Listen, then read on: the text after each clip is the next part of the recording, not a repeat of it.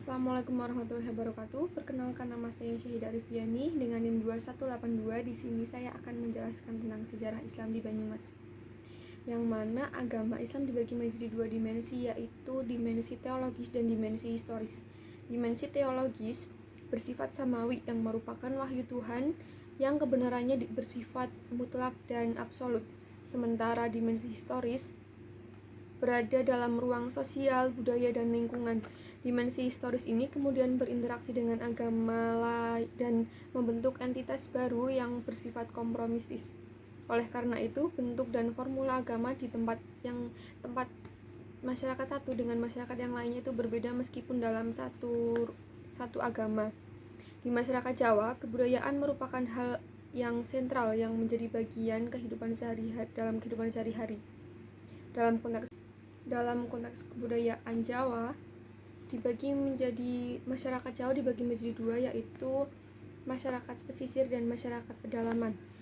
Pada masyarakat pesisir, terutama bagian utara yang aktivitasnya berhubungan dengan perdagangan dan nelayan. Sementara daerah-daerah pedalaman yang bercorak kejawen berpusat pada kota-kota kerajaan seperti Surakarta, Yogyakarta, Karasidenan, Banyumas, Kedu, Madiun, dan Malang. Secara sosial, masyarakat Jawa terbagi menjadi wong cilik yang pada umumnya berprofesi sebagai petani dan kelompok berpendapatan rendah di kota, dan kaum priayi yang terdiri dari pegawai dan kaum intelektual. Selain kedua kelompok sosial, masih terdapat kelompok kecil yang memiliki prestise yang tinggi, yaitu kelompok ningrat atau ndoro. Masing-masing kelompok sosial memiliki konstruksi kebudayaan yang dijadikan sebagai etika dan landasan dalam melaksanakan aktivitas kehidupan sehari-hari. Kebudayaan masyarakat Jawa akan melahirkan corak baru yang khas. Wilayah Jawa Tengah bagian barat selatan yang meliputi Banyumas, Cilacap, Purbalingga, Banjarnegara, dan Kebumen dalam sejarahnya mempunyai kaitan dengan sejarah kerajaan di Jawa. Sejarah kerajaan Jawa tidak bisa lepas dari eksistensi Majapahit, Kesultanan Demak, Mataram, Yogyakarta, dan Kesunanan Surakarta. Kerajaan-kerajaan besar di Jawa secara geografis cukup jauh dari wilayah Jawa Tengah bagian barat selatan. Dari sisi bahasa misalnya, masyarakat Jawa Tengah bagian selatan memiliki dialek yang berbeda dengan wilayah kerajaan Jawa di Demak, Yogyakarta, Surakarta, dan Jawa Timur. Dialek yang biasanya disebut dengan ngapak menjadi ciri khas Banyumasan dalam konteks kebudayaan Jawa. Dalam pandangan Ahmad Tohari, bahasa Jawa Banyumasan merupakan bentuk lanjutan dari bahasa Jawa asli Kawi. Secara historis, sejarah masyarakat Jawa Tengah Barat Selatan dari zaman prakolonial atau masa kerajaan Jawa Majapahit merupakan kerajaan sentral yang memberikan pengaruh secara luas terhadap masyarakat Jawa termasuk Jawa Tengah Barat Selatan. Dalam kehidupan keberagamaan, Hindu-Buddha merupakan kepercayaan yang dianut oleh masyarakat selain kepercayaan lokal. Pada perjalanannya, pengaruh agama-agama tersebut terutama Buddha. Berdirinya Banyumas yang wilayahnya mencangkup Banyumas, Banjarnegara, Cilacap, Kebumen, dan Purbalingga bersamaan waktunya dengan meninggalnya Sultan Hadiwijaya tahun 1582. Meninggalnya Sultan Hadiwijaya menjadi awal runtuhnya Kerajaan Pajang dan titik awal proses berdirinya Kerajaan Mataram. Banyumas dipimpin pertama kali pada tahun 1582 oleh Kiai Raden Adipati Wargahutama II. Kehidupan keberagamaan pada masa Mataram Islam awal di bawah Raden Sutawijaya berpola sama dengan kerajaan-kerajaan Jawa sebelumnya.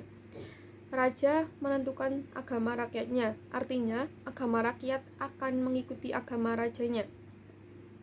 Model ini merupakan hak klasik yang sudah dikenal sejak Majapahit dengan konsep binatara atau raja yang didewakan atau raja dianggap sebagai titisan dewa. Keagamaan atau keislaman Raden Sutawijaya sebagai Raja Mataram menjadi model keagamaan rakyatnya. Pada zaman Demak, ulama merupakan pemilik otoritas politik dan keagamaan yang hegemonik. Sutawijaya, fungsi-fungsi penasehat diambil oleh para pujangga sebagai intelektual keraton yang cenderung beraliran mistis kejawen. Dengan demikian, maka corak Islam pada masa Mataram awal adalah Islam kejawen. Corak Islam kejawen ini tersebar ke seluruh wilayah kekuasaan Mataram termasuk Banyumas. Secara tradisi, Islam model ini cocok dengan karakter masyarakat Banyumas. Secara tradisi, Islam kejawen merupakan bentuk penemuan antara Islam dan budaya Jawa melalui pendekatan sufistik. Implikasi teknisnya adalah pada masa awal Islam kejawen, alam Mataram tidak merubah praktik-praktik keagamaan secara Islamisasi Sutawijaya di Banyumas berlangsung cepat dan saat ini bukti yang absah terkait sisa-sisa Islamisasi tersebut adalah Islam aboge. Beberapa artefak kebudayaan menunjukkan bahwa persebaran Islam di Banyumas meluas ke beberapa wilayah di sekitarnya seperti Cilacap, Purbalingga, Banjarnegara, Brebes, dan Banjar, Jawa Barat. Berdasarkan tulisan Van der Meulen, sejarah Banyumas sebenarnya bisa dikaitkan dengan cerita sejarah Kerajaan Galuh Purba sekitar tahun 78 Masehi yang didirikan oleh para pendatang dari Kutai melalui pantai Cirebon dan menetap di pedalaman Gunung Slamet, Gunung Ceremai, dan lembah Sungai Serayu. Antara abad 1 sampai 6 sebenarnya banyak nama-nama kerajaan yang memakai kata Galuh selain Galuh Purba. Namun jika dilihat dari luasnya wilayah kekuasaan Galuh Purba, sangat mungkin kerajaan-kerajaan tersebut menjadi bagian dari wilayah kerajaan besar Galuh Purba. Galuh Purba adalah wilayah kerajaan Galuh Purba yang meliputi Indramayu, Cirebon, Brebes, Tegal, Pemalang, Bumi Ayu, Banyumas, Cilacap, Purbalingga, Banjarnegara, Kebumen, dan bahkan ada yang menyebut sampai Kedu, Kulon Progo, hingga Purwodadi. Terdapat 3 wangsa yang berkembang pada abad 7-8, yaitu Wangsa Kalingga, Wangsa Sanjaya, dan Wangsa Syailendra. Di Jawa Barat juga berkembang kerajaan Salak Negara 130-362 Masehi. Kerajaan Tarumanegara berkuasa di Jawa bagian barat dan beribu kota di Sundapura, Bekasi. Tidak dijadikannya Banyumas sebagai pusat pemerintahan kerajaan dan kondisi geografis serta alamnya yang berupa bebatuan pegunungan dan sungai-sungai besar yang mengitari justru menjadikan Banyumas sebagai wilayah yang memiliki struktur sosial mandiri dan unik jika dibandingkan umumnya struktur sosial daerah lain, bahkan di Jawa. Struktur sosial masyarakat Banyumas justru menampilkan karakter yang unik, yaitu coak atau berbicara dengan suara keras, bolak, berbicara dengan belagak serius apa adanya dan humoris, ndablongan atau ndablong, ajiban, dobos, banyol, dan dopok. Ketujuh karakter ini tentu berbeda jauh dengan daerah-daerah lain yang ada di Pulau Jawa. Struktur sosial masyarakat Banyumasan yang tergambarkan dalam sosok Haor meliputi hampir seluruh masyarakat atau budaya penginyongan yang berada di bawah wilayah Karesidenan Banyumas. Hanya saja beberapa daerah yang secara geografis dan politis berada di bawah kekuasaan Kerajaan Mataram dan Kesunanan Surakarta sedikit banyak mengalami perubahan. Perbedaan pendapat sebagai hasil berpikir kritis seringkali didominasikan sehingga tidak menimbulkan gejolak dan konflik berkepanjangan di masyarakat. Dampak dari sikap sosial seperti ini seringkali membentuk perilaku masyarakat menjadi kurang dinamis serta lamban merespon perubahan. Selanjutnya, perekonomian masyarakat Banyumasan. Pola perekonomian masyarakat Jawa termasuknya Banyumas sedikit mengalami perkembangan ketika memasuki abad ke-4, di mana kerajaan-kerajaan besar di Jawa yaitu Tarumanegara, Mataram, Majapahit memulai membuka jalur perdagangan dengan negara-negara lain di kawasan Asia seperti India dan Cina. Pada masa ini, masyarakat tidak lagi hanya mengandalkan sungai sebagai jalur perekonomian, tetapi juga laut sebagai dermaga dan pelabuhan. Profesi masyarakat juga berkembang tidak hanya menjadi petani, melainkan ada beberapa yang menjadi pedagang, eksportir barang, dan atau penguasa kapal angkut barang. Bahasan selanjutnya itu mengenai Islam di Jawa Tengah bagian selatan dewasa ini. Yang pertama ada kebangkitan Islam Puritan. Puritan menurut Karen Armstrong merupakan agama yang diyakini oleh sekelompok orang yang sangat teguh berpegang dan pada peraturan-peraturan berdasarkan interpretasi harfiah murni yang bersumber dari kitab suci dan tradisi Islam pada masa-masa awal. Puritanisme bertujuan untuk mengajak umat Islam kembali ke sebuah identitas Islam otentik melalui implementasi kembali hukum syariah. Dalam sejarah gerakan Islam Puritan global ditunjukkan oleh Ibnu Taimiyah dan Muhammad bin Abdul Wahab. Gerakan-gerakan tersebut mengobsesikan secara romantik adanya persatuan Islam atau dasar kepenyeragaman konsep teologis dan kemurnian keyakinan ketuhanan. Kelompok sosial Islam Puritan antara lain berusaha menjauhkan tradisi sinkretis yang mengandung tahayul, bid'ah, dan khurafat seperti selamatan, tahlilan, yasinan, ziarah, memetik, tedun, wayangan, golek dino, sesaji, ngalap, berkah, cari dukun, dan sebagainya. Islam Puritan sering dianggap tidak mempertimbangkan proses asimilasi dan akulturasi adat dan kepercayaan setempat. Akibatnya banyak kalangan yang berpandangan bahwa Islam Puritan terinspirasi oleh Wahabisme yang sangat gencar melawan semua bentuk apresiasi terhadap adat dan tradisi lokal. Seluruh sikap dan tindakan kaum Puritan oleh mereka secara internal akan didaulat atas nama Tuhan, sehingga segala perilaku mereka seolah-olah mengimplikasikan hukum Tuhan yang mesti berlaku dan siapapun mesti tunduk kepadanya. Berdasarkan pengamatan peneliti, terdapat dua organisasi keislaman yang Puritan yang berkembang di wilayah Banyumas. Antara lain ada Majelis Tafsir Al-Quran atau MTA dan Al-Irsyad.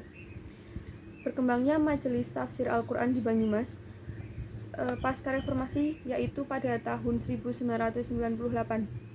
Salah satu gerakan lokal di Surakarta yang mengembangkan yang perkembangannya.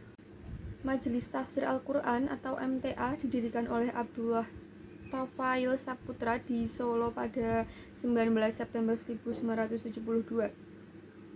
Setelah sekian lama berjalan, MTA kini dipimpin oleh Ustadz Ahmad Sukina. Majelis Tafsir Al-Quran memfokuskan kajian pada tafsir Al-Quran dengan slogan ngaji Al-Quran sa'anane.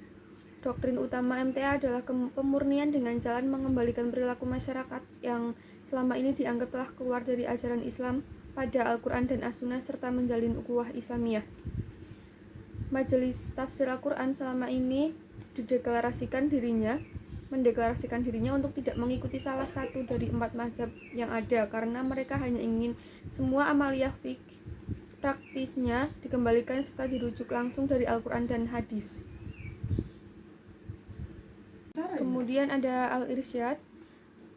Al-Irsyad pertama dapat diungkapkan sebagai organisasi Islam yang dimotori oleh orang-orang etnis Arab asal Hadramaut, Yaman yang sering disebut dengan kaum Hadrani. Sementara itu, kaum Hadrami yang ada di Indonesia adalah bagian dari masyarakat yang terdiaspora sehingga terkadang ada permasalahan sendiri untuk melihatnya. Al-Irsyad adalah organisasi Islam yang menitikberatkan pada bidang pendidikan, sosial, dan dakwah dalam gerakannya. Al-Irsyad juga bagian dari organisasi yang ada di Indonesia yang mengusung jargon pembaharu Islam dalam kesamaan dengan sebagian masyarakat timur. Namun, prinsip pendidikan Al-Irsyad dibuat menjadi sistem sekolah yang terpisah sebagai daya dorong untuk menyebarkan rasa kehadramian di antara anak-anak sekolah Al-Irsyad. Dalam hal ini, para siswa tidak bisa saling berpindah antara suatu sekolah Al-Irsyad dengan suatu sekolah pemerintah. Dengan demikian, ketika sistem pemerintah telah menanamkan perasaan kesatuan nasional bagi orang Indonesia, maka sekolah Al-Irsyad menanamkan suatu perasaan keterpisahan. Pembahasan selanjutnya mengenai tren Islam moderat yang dimulai dari awal abad ke-20 ditandai dengan lahirnya gerakan-gerakan Islam yang monumental. Gerakan Islam tersebut telah mengukir tinta emas baik untuk kebangkitan Islam maupun pergerakan perjuangan kemerdekaan Indonesia. Secara umum, ormas-ormas Islam tersebut lebih pada dua organisasi Islam terbesar di negeri ini seperti Muhammadiyah dan Nahdlatul Ulama. Muhammad Ali memaknai Islam moderat sebagai those who do not share the hard line, vision, and action. Dia menyatakan bahwa Islam moderat di Indonesia merujuk pada komunitas Islam yang menekankan pada perilaku normal tawasud. Islam moderat dalam konteks keindonesiaan adalah Islam yang menyejukkan, bukan ekstrim atau radikal, anti terhadap kekerasan atau tidak menempuh garis keras, karakteristik yang berperilaku normal atau tawasud. Menghindari kekerasan, toleran terhadap perbedaan pendapat, memprioritaskan dialog, berpikir rasional berdasarkan wahyu, mengakomodir konsep-konsep modern yang secara substansial mengandung maslahat, menafsirkan teks secara kontekstual dan menggunakan ijtihad di dalam menafsirkan apa yang tidak termaktub di dalam Al-Quran dan atau As-Sunnah. Kemudian dalam Islam moderat ada perkembangan Nahdlatul Ulama di Jawa Tengah bagian selatan. Nahdlatul Ulama didirikan pada tanggal 16 Rajab 1344 Hijriah atau 31 Januari 1926 di Surabaya. Nahdlatul Ulama mendasarkan pemahaman keagamaannya pada sumber ajaran Islam, yaitu Al-Quran, Al-Hadis, Al-Ijma, dan Al-Qiyas. Dalam interaksi sosial, NU dikenal dengan keluasannya dan memiliki daya terima yang tinggi terhadap bentuk kultur lokal seperti halnya ziarah kubur, selamatan, tahlilan, dan lain-lain. Komunitas NU dikenal sebagai masyarakat tradisional. Tradisionalisme itu di satu pihak merupakan hambatan perkembangan Nahdlatul Ulama. Kemudian perkembangan Muhammadiyah di Jawa Tengah bagian selatan. Ormas Muhammadiyah di wilayah Banyumas dan sekitarnya secara kapasitas jamaah tidak sebanyak NU. Muhammadiyah adalah ormas yang didirikan oleh Kyai Ahmad Dahlan yang memberikan pengajian akbar di Masjid Agung Batu Salam sebelah barat alun-alun Purwokerto pada tahun 1920. Berdirinya Persyarikatan Muhammadiyah cabang Purwokerto secara yuridis